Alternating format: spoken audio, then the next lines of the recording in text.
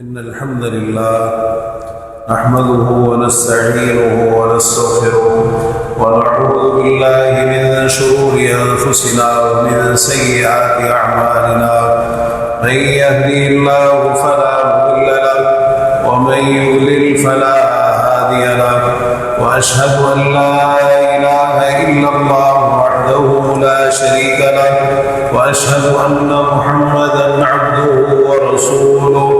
اللهم صل على محمد وعلى آل محمد كما صليت على إبراهيم وعلى آل إبراهيم إنك حميد مجيد. اللهم بارك على محمد وعلى آل محمد كما باركت على إبراهيم وعلى آل إبراهيم إنك حميد مجيد. يا أيها الذين آمنوا اتقوا الله حق تقاته ولا تموتن إلا وأنتم مسلمون. يا أيها الناس اتقوا ربكم الذي خلقكم من نفس واحدة وخلق منها زوجها وبث منهما رجالا كثيرا ونساء، واتقوا الله الذي تساءلون به والأرحام إن الله كان عليكم رقيبا. يا أيها الذين آمنوا اتقوا الله وقولوا قولا سديدا يصلح لكم أعمالكم ويغفر لكم ذنوبكم، ومن يطع الله ورسوله فقد فاز فوزا عظيما. أما بعد فإن أصدق الحديث كتاب الله، وأحسن الهدي هدي محمد صلى الله تعالى عليه وآله وسلم، وشر الأمور محدثاتها وكل محدثة بدعة وكل بدعة ضلالة وكل ضلالة في النار. ألا لا إيمان لمن لا أمانة له ولا دين لمن لا عهد له. سبحانك لا علم لنا إلا ما علمتنا إنك أنت العليم الحكيم. رب اشرح لي صدري ويسر لي أمري واحلل عقدة من لساني يفقه قولي. رب زدني علما. أعوذ بالله السميع العليم من الشيطان الرجيم من همزه ونفخه ونفثه. يا بني إنها إن تك مثقال حبة من خردل فتكن في صخرة أو في السماوات أو في الأرض يأت بها الله إن الله لطيف خبير.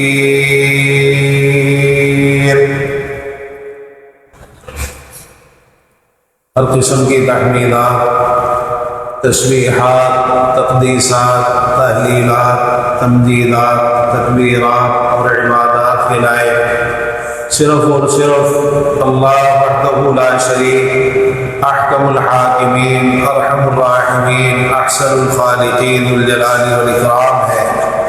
वही हम सब का खालिक, मालिक, राज़िक़, हाजत रवा, मुश्किल कुशा, दाता, दजबख्श, दस्तगीर, गौसे आज़म, गरीब नवाज, लजपाल, बिगड़ियाँ बनाने वाला, औलाद देने वाला, नफ़ा और नुकसान का इख्तियार रखने वाला और ज़मीन व आसमान का ये सारा निज़ाम अकेले ही चलाने वाला है।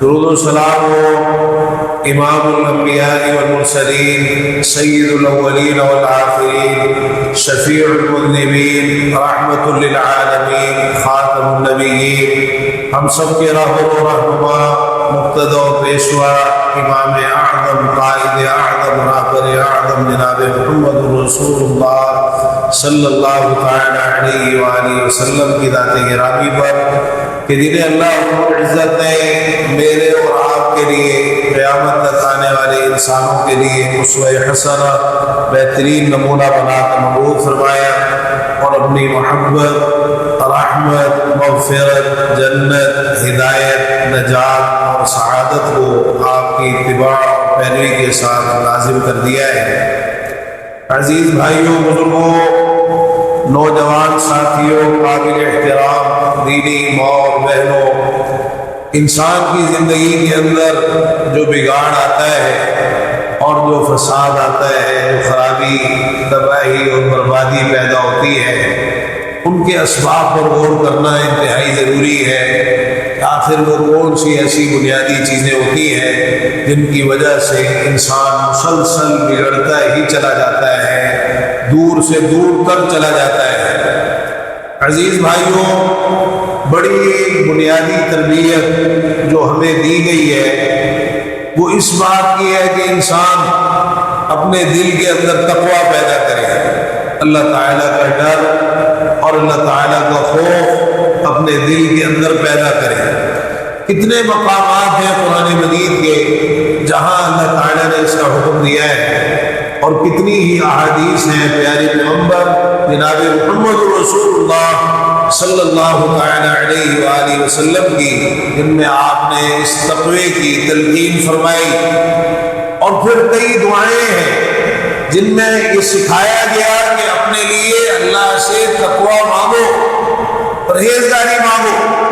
تو تقوی کی اساس اللہ تعالیٰ کا ڈر، اللہ تعالیٰ کا خوف۔ عزیز بھائیوں، اگر کسی کی زندگی سنورتی ہے اور اس کی اصلاح ہوتی ہے، وہ خیر کی طرف آتا ہے، شر کو چھوڑتا ہے، اطاعت اور فرمانبرداری کا رستہ اختیار کرتا ہے، گناہوں اور نافرمانیوں کو چھوڑتا ہے، اس کی اساس اور بنیاد بھی اللہ تعالیٰ کا ڈر اور خوف ہی ہے۔ اور اگر کسی کی زندگی میں بگاڑ آتا ہے، گناہوں اور نافرمانیوں کی طرف جاتا ہے، اطاعت اور فرمانبرداری سے دور ہوتا ہے، فرائض چھوڑتا ہے، واجبات چھوڑ دیتا ہے، منہیات اور محرمات کا ارتکاب کرتا ہے، اس کی اساس اور بنیاد بھی یہی ہے کہ اس کا دل اللہ کے ڈر سے خالی، دل میں اللہ کا ڈر نہیں رہا۔ اسی لیے یہ اتنی جرأت کے ساتھ اور اتنی بے باکی کے ساتھ اللہ تعالیٰ کی نافرمانی کر رہا ہے۔ اللہ تعالیٰ کے ڈر اور خوف کے تعلق سے بھی جو اصل تربیت انسان کو دی گئی وہ کیا ہے کہ انسان اپنی خلوت کو اور اپنی تنہائی کو پاک کرے۔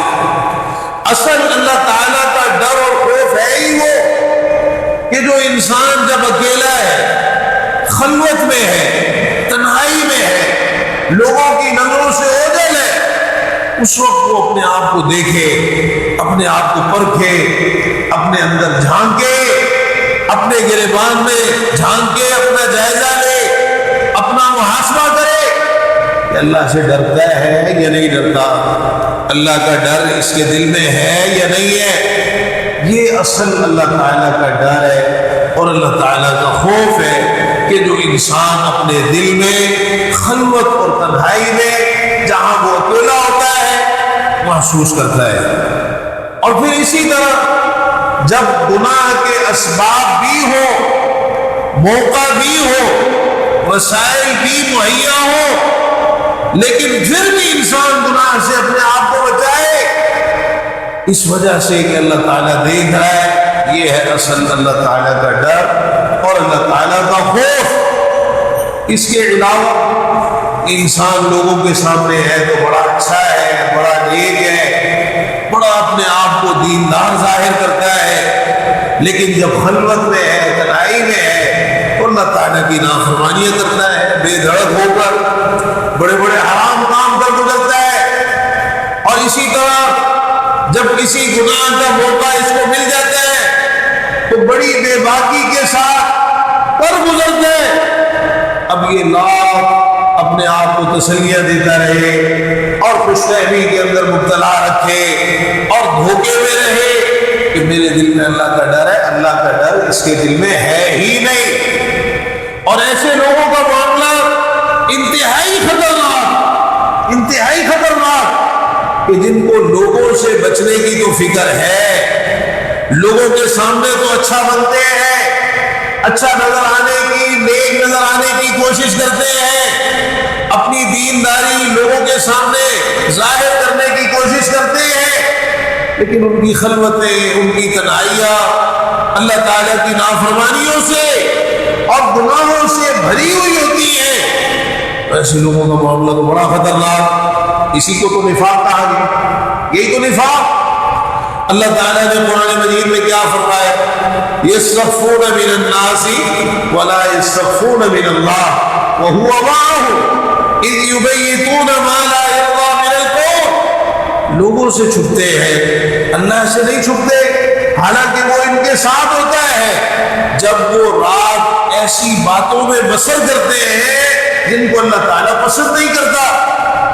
منافقین کا تذکرہ ہو رہا ہے کہ ان کو لوگوں سے چھپنے کی تو بڑی فکر ہے، کوئی ہمیں دیکھ نہ لے، کسی کو ہمارے بارے میں پتہ نہ چل جائے، کوئی ہماری بات سن نہ لے۔ اللہ سے بچنے کی کوئی فکر ہی نہیں، احساس ہی نہیں کہ اللہ تعالیٰ کو دیکھ رہا ہے، اللہ سے بھی بچ جائے۔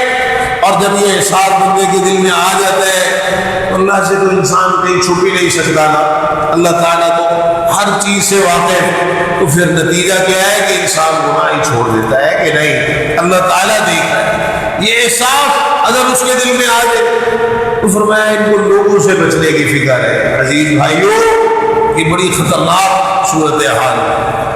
اللہ تعالیٰ کی عظمت اور اس کی جلالت اور اس کی ہیبت اور اس کی خشیت انسان کے دل میں کتنی ہے، یہ اسی چیز سے پتہ چلتا ہے جب انسان تنہائی میں ہوتا ہے۔ وہ ہے بن ورد رحمہ اللہ، ان سے ایک شخص نے کہا کہ عذنی، آپ مجھے نصیحت کیجیے۔ کہنے لگے اتق اللہ ان یکون احوج الناظرین الیک، اللہ سے ڈرنا کہ کہیں تمہاری طرف دیکھنے والوں میں وہ تمہاری نظر میں سب سے ہلکا نہ ہو جائے۔ ایسا نہ ہو کہ لوگوں کی نظریں، لوگوں کی نگاہیں تو تمہاری نظر میں بڑی ہے، اللہ کی نظر، اللہ کی نگاہ، اس کو تم بڑا ہلکا سمجھتے ہو، اس کو تم کچھ سمجھتے ہی نہیں۔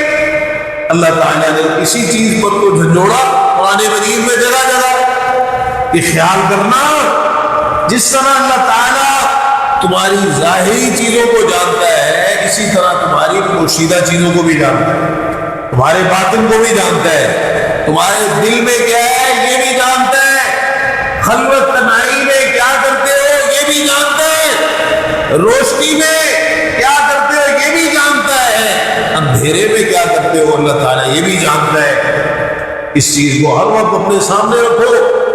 ان اللہ لا یخفی علیہ شیء فی الارض ولا فی السماء، اللہ تعالیٰ سے کوئی چیز بھی نہیں چھپ سکتی، نہ زمین میں اور نہ آسمان۔ وما يعزب عن ربك من مثقال ذرة فی الارض ولا فی السماء، آپ کے پروردگار سے ایک ذرے کے برابر بھی کوئی چیز پوشیدہ نہیں ہے، نہ آسمان میں نہ زمین، ولا اصغر من ذلك ولا اکبر، نہ اس سے چھوٹی نہ اس سے بڑی۔ اللہ تعالیٰ سے ایک ذرہ، ذرہ کیا ہوتا ہے کہ جس سے چھوٹی چیز اور کوئی ہے ہی نہیں، سب سے چھوٹی چیز ایک ذرہ بھی اللہ سے مخفی اور پوشیدہ نہیں۔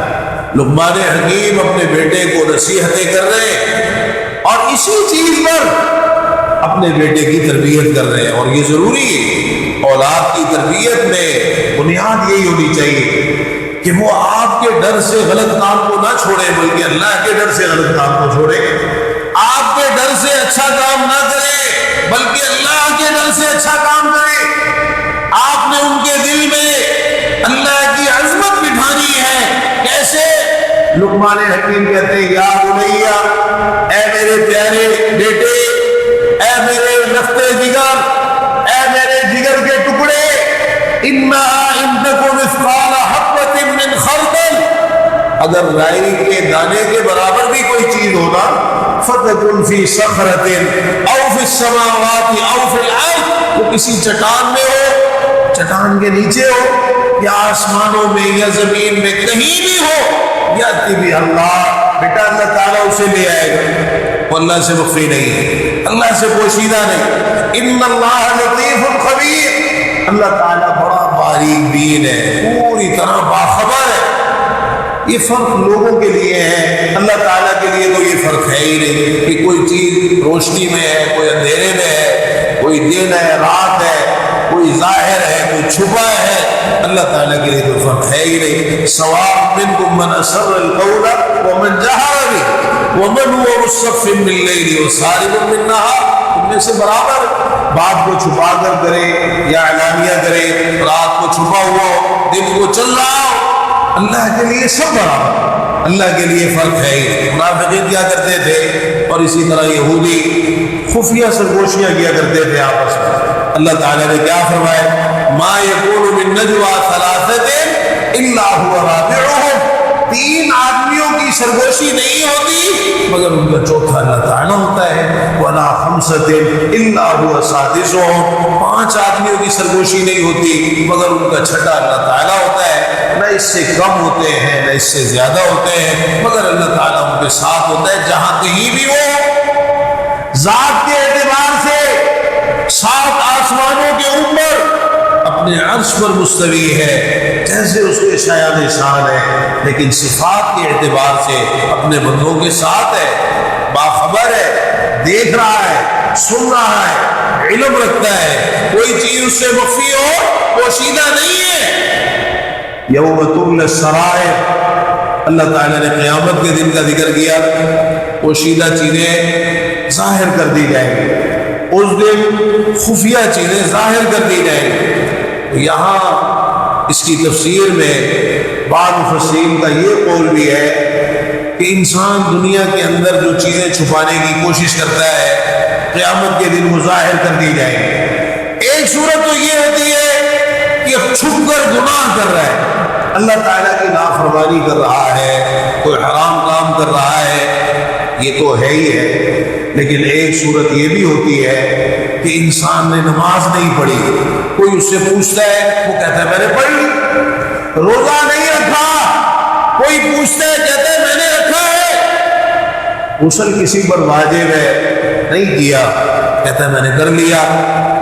تو کس سے چھپا رہے؟ کس سے چھپا رہے؟ اللہ تعالیٰ تو دیکھ رہے۔ نماز نہیں پڑھی، لوگوں کو یہ کہہ کر جھوٹ بول کے مطمئن کر دے گا، ماں باپ کے سامنے بچے نے جھوٹ بول دیا کہ جی میں نے نماز پڑھی، استاد سے جھوٹ بول دیا کہ میں نے نماز پڑھی ہے، کسی اور نے نصیحت کی اس سے جھوٹ بول دیا کہ میں نے نماز پڑھی ہے، حالانکہ اس نے نماز نہیں پڑھی۔ اللہ تعالیٰ تو دیکھ رہا ہے نا، یوم تبلی السرائر، قیامت کے دن یہ چیزیں بھی ظاہر کر دی جائیں گی۔ انسان نے عمل نہیں کیا، لوگوں کو کہتے ہیں کیے، اپنی ذمہ داری ادا نہیں کی، کہتے ہیں میں نے کی ہے، قیامت کے دن سامنے آ جائے گا کیا کیا انسان۔ تو عزیز بھائیوں، دونوں پہلوؤں سے معاملہ انتہائی خطرناک۔ اور پھر اس طرح کے جو لوگ کہ جن کی خلوتیں اور تنہائیاں پاکیزہ نہیں ہیں، اگر وہ کوئی نیکیاں کرتے بھی ہیں تو آپ کا کیا خیال ہے جب تک انسان اپنی خلوتوں کے معاملے کو ٹھیک نہیں کرتا وہ نیک بن سکتا ہے؟ اس کے عمل اللہ کی بارگاہ میں قبول ہو جائیں گے، نیکیاں محفوظ رہیں گی؟ سوال ہی پیدا نہیں ہوتا۔ سنن ابن ماجہ کی روایت، رسول اللہ صلی اللہ علیہ وسلم نے فرمایا، سیدنا ثوبان رضی اللہ عنہ راوی ہے، لا اعلمن اقواما من امتی یاتون یوم القیامت بحسنات امثال جبال تہامۃ بیضا فیجعلها اللہ عز وجل ہباء منثورا۔ میں اپنی امت کے ایسے لوگوں کو جانتا ہوں کہ جو تہامہ کے پہاڑوں جیسی بڑی بڑی روشن نیکیاں لے کے آئے۔ روشن نیکیاں مطلب یہ ہے کہ وہ واضح نیک کام ہوں گے، انہوں نے وہ کیے ہوں گے، ان کے نیک کام ہونے میں کوئی شبہ نہیں ہوگا۔ اتنی روشن اور واضح نیکیاں لے کے آئیں گے اور بڑی بڑی نیکیاں، تہامہ کے پہاڑ ہو جائے، تہامہ کے پہاڑی سلسلے بڑے لمبے لمبے، تو ان کی نیکیوں کے بھی بڑے سلسلے ہوں گے، لیکن اللہ تعالیٰ ان کی نیکیوں کو اڑتا ہوا گرد و غبار بنا دے، کوئی وزن ہی نہیں نیکیوں کو، اڑتا ہوا گرد و غبار۔ صحابہ کرام رضی اللہ عنہ وہ تو پہلے ہی بڑے حساس تھے۔ سیدنا ثوبان رضی اللہ عنہ فوراً عرض کرنے لگے اللہ کے رسول صلی اللہ علیہ وسلم کے کون لوگ ہوں گے؟ صفہم لنا وجلہم لنا اللہ نکون منہم ونحن لا نعلم۔ آپ ہمیں ان کے بارے میں بتائیں، آپ ان لوگوں کو ذرا نمایاں کریں کہ یہ کون ہے، ایسا نہ ہو ہم بھی ان میں شامل ہو جائیں، حالانکہ ہمیں پتہ بھی نہ چلے ہم بھی ان میں شامل ہو جائیں۔ تو فرمایا کہ اما انہم اخوانکم، تمہارے ہی بھائی، تمہارے ہی بھائی، تمہارے درمیان رہنے والے، ومن جلدتکم، تمہارے قبیلے سے، تمہارے خاندانوں سے، تمہاری قبیلوں سے، تمہاری ہی برادریوں سے، تمہارے ساتھ اٹھنے بیٹھنے والے لوگ، بظاہر نیک نظر آنے والے، دیندار نظر آنے والے، وَيَأْخُذُونَ مِنَ اللَّيْلِ كَمَا تَأْخُذُونَ، رات کا کچھ حصہ جس طرح تم عبادت میں گزارتے ہو وہ بھی گزارتے ہیں، تہجد بھی پڑھتے ہیں، کچھ وقت تہجد میں بھی گزارتے ہیں، تہجد بھی پڑھ لیتے ہیں، لیکن یہ تہجد جو ہوتی ہے نا یہ ایک رسمی روایتی ہوتی ہے، چرچے کرتے پھرتے ہیں میں تو تہجد گزار، میں تو تہجد پڑھتا ہوں۔ تو اگر تہجد دل سے پڑھتا ہے تو پھر تیری حرکت ہو، تہجد تو انسان کی اتنی اصلاح کرتی ہے، اتنی اصلاح کرتی ہے، اگر انسان کی تہجد بھی اس کو ٹھیک نہ کرے تو اس کی تہجد بھی بیکار۔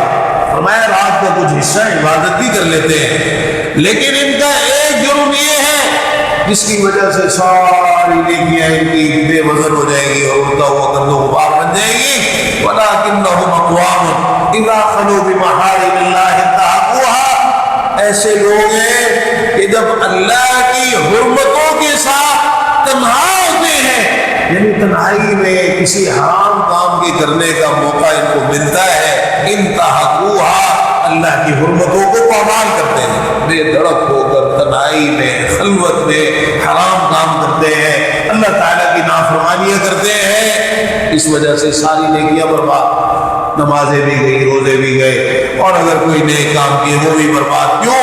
خلوت پاکیزہ ہے۔ تو عزیز بھائیو یہ بہت بڑا ایک بگاڑ ہے جس کی اصلاح ضروری ہے، اور یہ اندر کی اصلاح ہے۔ جب تک یہ معاملہ انسان کا ٹھیک نہیں ہوتا نا، لوگوں کے سامنے نیک بن جانا، اپنے آپ کو نیک ظاہر کر لینا، متقی پرہیزگار ظاہر کر دینا، یہ کچھ نہیں ہے۔ اصل آپ خود اپنے آپ سے پوچھیں کہ میں نیک ہوں یا نہیں، میری خلوت کیسی ہے، میری تنہائی کیسی ہے۔ اللہ تعالیٰ ہمارا ظاہر اور باطن اور ہماری خلوت اور جلوت کو ایک جیسا بنا دے۔ وآخر دعوانا الحمدللہ رب العالمین۔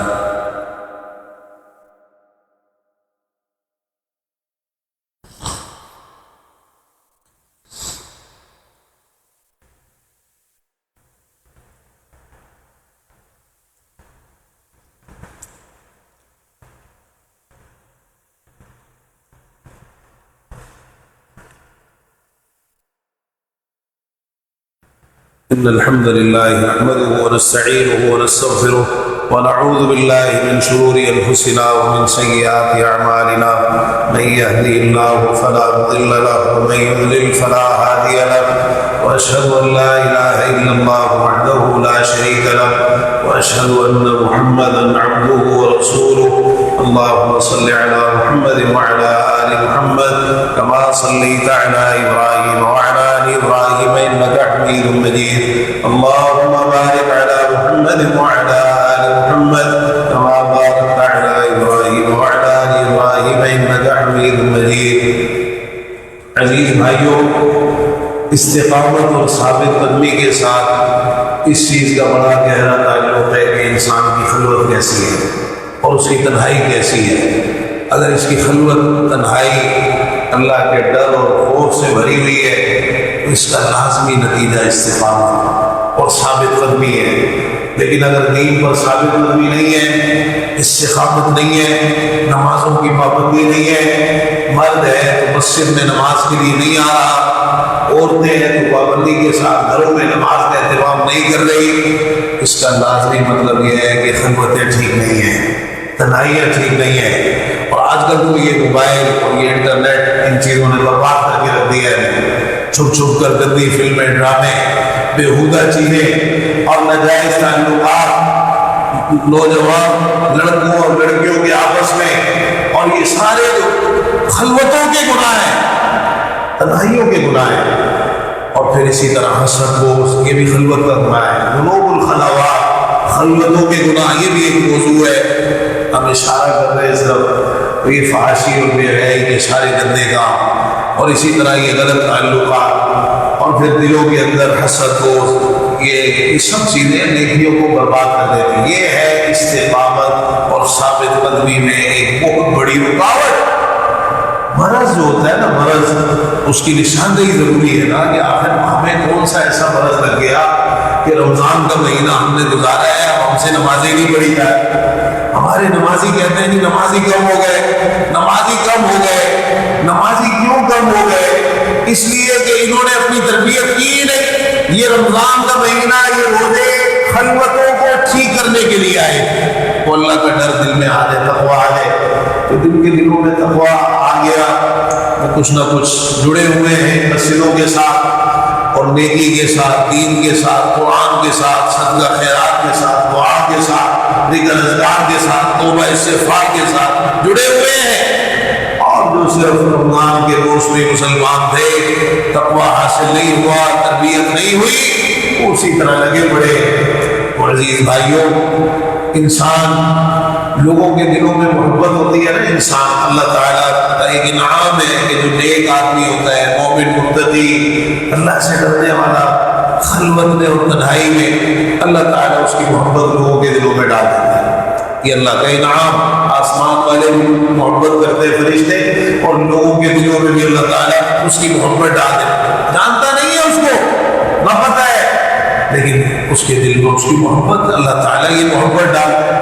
لیکن جو خلوت میں تنہائی میں گناہ کرتا ہے، اللہ تعالیٰ اس کی نفرت بھی لوگوں کے دلوں میں ڈال دیتا ہے۔ سیدنا ابو درداء رضی اللہ عنہ کے اقوال فرماتے ہیں، لِيَتَّقِ أَحَدُكُمْ أَن تَلْعَنَهُ قُلُوبُ الْمُؤْمِنِينَ وَهُوَ لَا يَشْعُرُ، تم میں سے ایک شخص اس بات سے بچ جائے کہ مومنوں کے دل اس پر لعنت کرے اور اسے پتہ بھی نہ چلے۔ مومنوں کے دل لعنت کر رہے ہیں اس پر، اس کی شکل دیکھ کر نظر آ رہا، فٹکار برس رہی ہے اس کی شکل پر، کوئی نور نہیں ہے، کوئی رونق نہیں ہے۔ کیوں؟ فرماتے ہیں کہ خلوت اور تنہائی میں ایسا نہ ہو کہ گناہ کرے اور اس کے نتیجے میں اللہ تعالیٰ مومنوں کے، مسلمانوں کے، لوگوں کے دلوں میں اس کی نفرت ڈال، لوگوں کے دل اس سے نفرت کرے۔ یہ دل کا معاملہ اللہ کی انگلیوں میں سے 2 انگلیوں کے درمیان ہے، تو یہ جو نفرت آ جاتی ہے دل میں، ایسے ہی نہیں آتی، ایسے ہی نہیں آتی۔ لوگوں کی محبتوں کا ملنا اور لوگوں کی نفرتوں کا ملنا، اس کا بڑا گہرا تعلق انسان کی خلوت اور تنہائی کے ساتھ۔ عزیز بھائیوں، انسان کا جو خاتمہ ہوتا ہے نا، موت جس پر آتی ہے، اس کا بھی بڑا تعلق انسان کی خلوت کے ساتھ۔ انسان کا حسن خاتمہ اگر خلوت پاکیزہ ہے، خلوت اور تنہائی میں اللہ سے ڈرتا ہے، خلوت میں نیک اعمال کا پابند ہے، گناہوں سے بچتا ہے، اس کا لازمی نتیجہ یہ ہوگا کہ اللہ تعالیٰ سے حسن خاتمہ نصیب فرما دے گا۔ لیکن اگر یہ لوگوں کی نظر میں جتنا مرضی اچھا ہے، لیکن اس کی خلوت اور تنہائی پاکیزہ نہیں ہے، چھپ چھپ کر یہ گناہ کرتا ہے، اللہ تعالیٰ کی نافرمانیاں کرتا ہے، تو یہ سبب ہوتا ہے برے خاتمے کا۔ اللہ تعالیٰ کو برے خاتمے سے بچا لے۔ اللہ تعالیٰ وہ اپنے بندوں کے امتحان مقصود ہے، لیکن بہت بڑا ایک امتحان یہی ہے، میں اور آپ اگر اس چیز پر محنت کر لیں کہ ہم نے اپنی خلوتوں اور تنہائیوں کو ٹھیک کرنا ہے، وہ جلوتیں خود بخود ٹھیک ہو جائیں، خود بخود ٹھیک ہو جائیں، بلکہ سارے معاملات ٹھیک ہو جائیں گے، چاہے رزق کا مسئلہ ہے، نوکری کا مسئلہ ہے، کاروبار کا مسئلہ ہے، یعنی معیشت کا مسئلہ ہے، گھر کا مسئلہ ہے، یعنی اولاد کا مسئلہ ہے، کسی قسم کا کوئی بھی مسئلہ ہے، جب انسان اپنی خلوت کو بہتر کر لے گا تو یہ سارے مسئلوں کا حل ہے۔ اس لیے اللہ تعالیٰ کی مدد، اس کی نصرت اور اس کی برکتیں اور اس کی رحمتیں، یہ ساری اسی چیز کے ساتھ جڑی ہوئی ہے کہ انسان کی خلوت کیسی ہے، تنہائی میں اس کا اللہ کے ساتھ معاملہ کیسا ہے، یہ چیزیں دیکھی جاتی ہیں، بڑی اہم ہے۔ رسول اللہ صلی اللہ علیہ وسلم نے ایک حدیث میں فرمایا، ما کریت ان یراہ الناس فلا تفعل اذا خلوت، جس چیز کے بارے میں تم ناپسند کرتے ہو نا کہ لوگ اس کو دیکھیں، تو جب اکیلے ہو تو تب بھی وہ کام نہ کیا کرو. کیوں؟ اللہ تعالیٰ دیکھ. اب لوگوں کے دیکھنے کی تمہیں فکر ہے لیکن اللہ تعالیٰ دیکھ رہا ہے اس کا کوئی احساس نہیں تمہیں. ایک شخص نے آپ سے فرمایا اوصنی، آپ مجھے وصیت کیجیے، تو آپ نے کیا وصیت کی؟ اوصیک ان تستحی من اللہ عز وجل کما تستحی رجلا من صالح قومک. میں تمہیں یہ وصیت کرتا ہوں کہ اللہ سے اس طرح شرم کھانا جس طرح اپنی قوم کے کسی نیک اور معزز آدمی سے تمہیں شرم آتی. قوم کا، قبیلے کا، خاندان کا، برادری کا کوئی بڑا عمر جس سے اس سے تم حیا کرتے ہو کہ کوئی غلط کام میں نہ کروں اور اس کو کہیں میرے کسی غلط کام کا پتہ نہ چل جائے. اللہ سے اس طرح، بلکہ اس سے بھی بڑھ کر تمہارے دل میں حیا ہونی چاہیے. اللہ سے اس طرح شرم کھانا. لوگوں سے تمہیں شرم آ رہی، اللہ سے کوئی شرم نہیں آ رہی، کوئی حیا نہیں آ رہی تمہیں اللہ کو، جبکہ سب سے زیادہ اللہ کا حق ہے کہ اسے شرم لائی. سنن ابی داؤد کی روایت ہے جب آپ نے ستروں کا مسئلہ ذکر کیا، صحابہ نے پوچھا عوراتنا ما نأتی منہا وما نذر، یہ جو ہمارے ستروں کا مسئلہ ہے، قابل ستر جسم کے حصے ہیں، کیا کریں کیا چھوڑیں؟ تو فرمایا کہ اپنے ستروں کی حفاظت کرو سوائے اپنی بیوی یا روٹی. تو کہا کہ اگر لوگ موجود ہو، لوگوں کی بھیڑ ہو، فرمایا نہیں، ممکن حد تک اپنے ستر کو چھپاؤ. تو صحابی نے یہ بھی پوچھ لیا کہ اگر انسان اکیلا ہے، تنہائی میں ہے، فرمایا پھر تو اور زیادہ خیال رکھنا ہے. اللہ احق ان یستحیا منہ من الناس، اللہ تعالیٰ سب سے زیادہ حق رکھتا ہے کہ لوگوں سے بڑھ کر اس سے حیا کیجیے. اکیلے ہو تو پھر تو زیادہ خیال رکھتا ہے. یہ تربیت. اب چونکہ خلوتیں اور تنہائیاں پاکیزہ نہیں رہی عزیز بھائیوں، اسی لیے اتنا بگاڑ آ گیا، سارے معاملات خراب ہو رہے ہیں، پریشان پھر رہے ہیں، اور کوئی استقامت نہیں ہے، ثابت قدمی نہیں ہے، نمازوں تک کی پابندی. اللہ تعالیٰ کی طرف سے توفیق بندے کو ملتی اس وقت ہے جب اس کی خلوتیں پاکیزہ ہوں. جب اللہ توفیق نہیں دے گا تو کیا کر لے گا انسان؟ اللہ کی توفیق کے بغیر تو کچھ بھی نہیں کیا جا سکتا.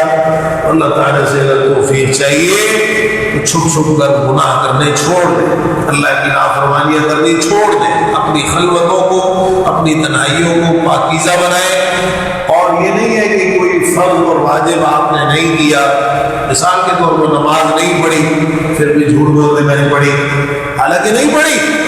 اور بسا اوقات پکڑا بھی جاتا ہے انسان، کبھی نہ کبھی تو جھوٹ پکڑا جاتا ہے، اور جو پکڑا جاتا ہے نا وہ پہلی دفعہ میں نہیں پکڑا جاتا. اللہ تعالیٰ بھی موقع دیتا ہے انسان. جو پکڑا گیا نا بس پھر اس کی خیر نہیں ہوتی. چور چوری کرے تو اگر وہ حاکم وقت تک معاملہ جانے سے پہلے پکڑے جانے سے پہلے توبہ کر لے تو ٹھیک ہے، لیکن جب پکڑا گیا نا پھر توبہ نہیں ہے، پھر حد توبہ ہے لیکن وہ حد نافذ ہو کر رہے گی. اس کو پکڑا گیا نا، قابو آ گیا.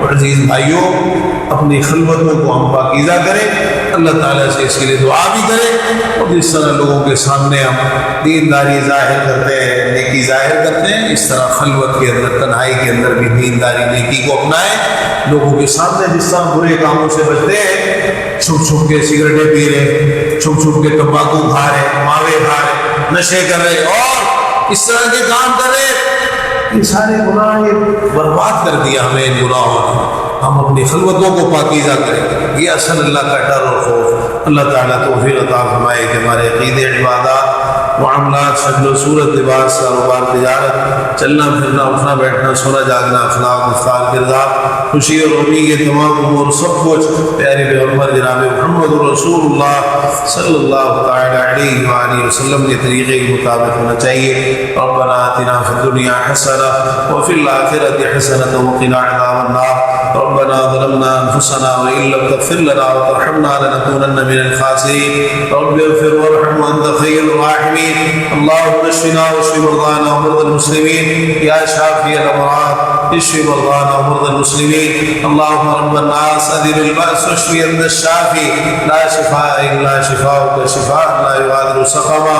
ربنا اغفر لنا ولاخواننا الذين سبقونا بالايمان ولا تجعل في قلوبنا غلا للذين آمنوا ربنا إنك رؤوف رحيم رب ارحمهما كما ربياني صغيرا ربنا هب لنا من أزواجنا وذرياتنا قرة أعين واجعلنا للمتقين إماما اللهم استر عوراتنا وآمن روعاتنا اللهم إنا نسألك العفو والعافية والمعافاة في الدنيا والآخرة اللهم أعز الإسلام والمسلمين اللهم انصر المظلومين من المسلمين اللهم انصر المجاهدين في سبيلك في كل مكان اللهم عليك بالكفار أجمعين اللهم إنا نجعلك في نحورهم ونعوذ بك من شرورهم اللهم احفظ بلادنا وبلاد المسلمين أجمعين اللهم أذل الشرك والمشركين ربنا لا تجعلنا فتنة للقوم الظالمين ونجنا برحمتك من القوم الكافرين رب ارحمهما كما ربياني صغيرا ربنا هب لنا من أزواجنا وذرياتنا قرة أعين